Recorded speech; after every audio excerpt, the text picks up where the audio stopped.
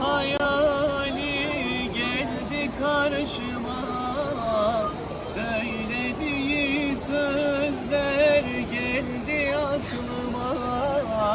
Giydiği gömleği aldım koynuma, özledim annem, doymadım sana.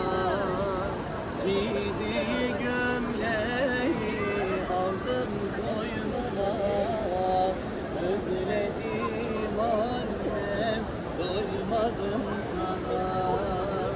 Yavrum canım diyerek büyüttün beni, ninniler söyleyip uyuttun beni.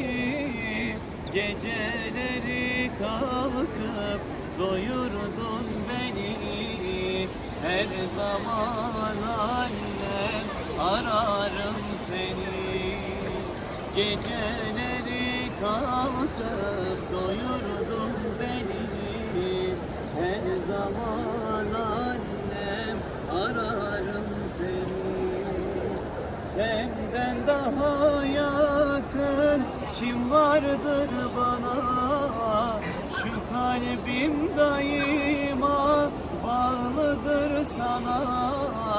Dünya bir yana, anam bir yana, her zaman annem muhtacım sana. Dünya bir yana, anam bir yana, her zaman annem muhtacım sana. Annelerin hakkı çoktur ödenmez, sayfalarca yazsam yine tükenmez.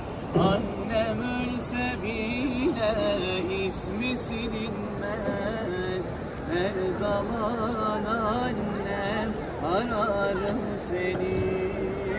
Annem ölse bile ismi silinmez, her zaman annem ararım seni.